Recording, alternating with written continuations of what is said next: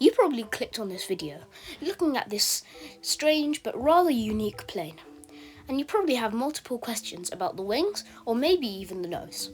Well, in this video I'm going to be answering those questions, and by the end of this video you'll know everything you need to know about this beautiful passenger plane, the Concorde. Welcome to the Concorde Documentary video. In this video I'll be explaining the history and design of the Concorde. Let's get started.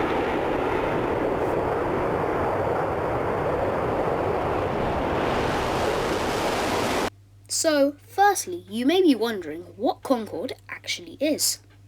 So, the Concorde was a supersonic passenger jet created in 1969. It was the fastest passenger plane and could take you from New York to London in just 3.5 hours. There were 20 Concordes made, 10 for British Airways and 10 for Air France. Unfortunately, one got destroyed in a crash and one got scrapped. There are 18 Concordes left, which are not in service but are on display. What you are looking at right now is the cockpit of the Concorde.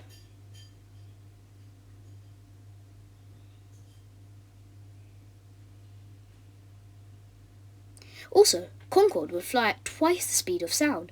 Here's a video of Concorde breaking the sound barrier.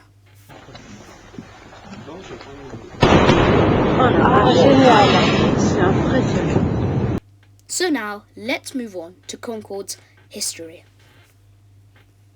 So, you may be thinking, who actually came up with the idea of Concorde and who actually created it? Well, there were multiple engineers working on it. It was a cooperation of people. Now, there were multiple engineers, and I can't mention all of them, but I'll mention some key names. There were people working on it from the UK and France. So, here are some key names and key engineers you may want to think about.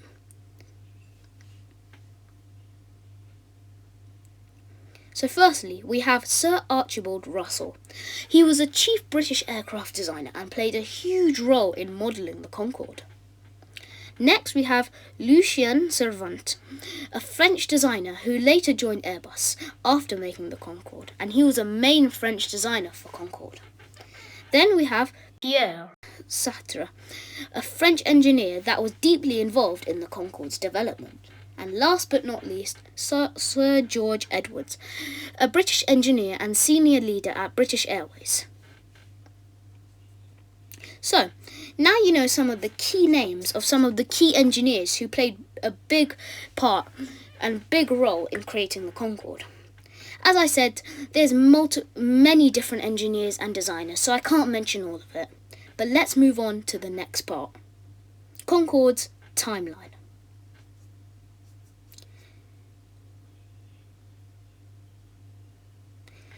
So, this is the Concorde development timeline.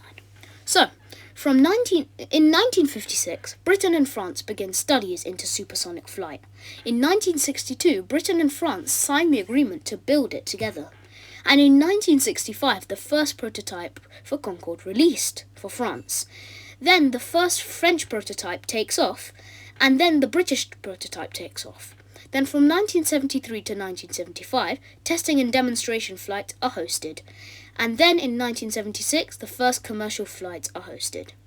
Then in 1977, Concorde begins New York service. Then, from the 1980s to the 1990s, Concorde becomes a symbol of luxury and speed, but never became widely adapted due to its noise and costs. Then in 2000, the tragic Air France 4590 crash occurs on the Concorde.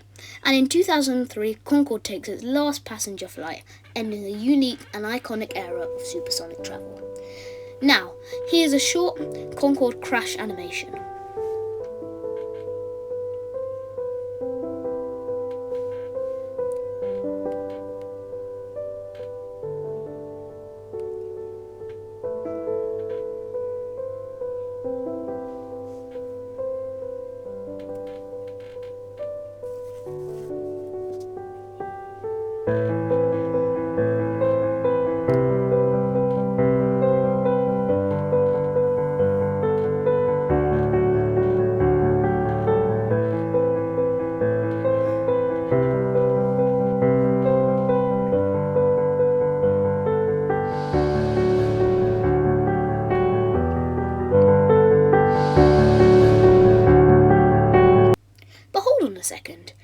did this actually happen? Well, let me explain. So, before the Concorde took off, there was a plane that took off before it, specifically the DC-10. Now, this DC-10 didn't just have a normal takeoff. During takeoff, it dropped a metal strip on the runway, as you can see here. Now, after that, the runway cleaners forgot to inspect the runway, so when the Concorde took off, it hit the tyre and punctured the tyre. And when it punctured the tyre, debris hit the engine, lighted the fuel on fire, and caused the pilots to have almost no control of the plane, and unfortunately caused it to crash.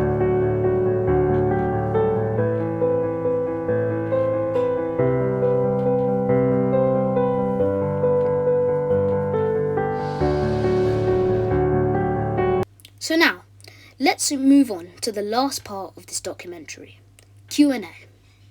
So, let's answer some commonly asked questions about the Concorde, and also tell you some fun facts. So, here are some commonly asked Concorde questions. So, why was the Concorde's nose pointy, and why would it move up and down? So, its pointy nose was designed for aerodynamic reasons, and the reason why it moved up and down is because it was extremely long, and that caused the pilots to not be able to see the ground while taxiing and taking off. So it was designed so the pilots could lower it for better visibility on the ground, but after takeoff, it would go back up for aerodynamic reasons. So, why did it have strange wings compared to other jets? Well, one of its few reasons is that because Concorde flew so fast that the design of the wing kept the plane stable at such fast speeds.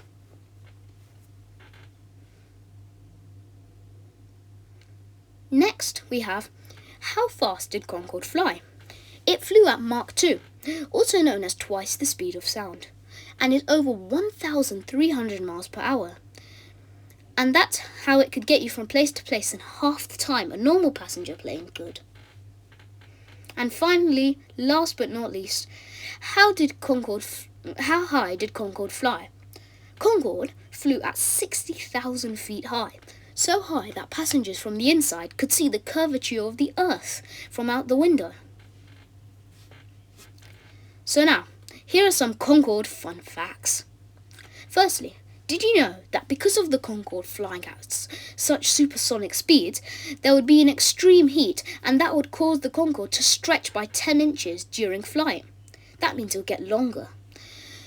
2. Did you know that it flew faster than a bullet? The average bullet in a handgun would travel around 700 to 1,000 miles per hour, and the Concorde flew at over 1,300 miles per hour. And last but not least, did you know the Concorde would outrun the sunset? It could take off at London during sunset and land in New York before sunset. Wow, those are some amazing fun facts.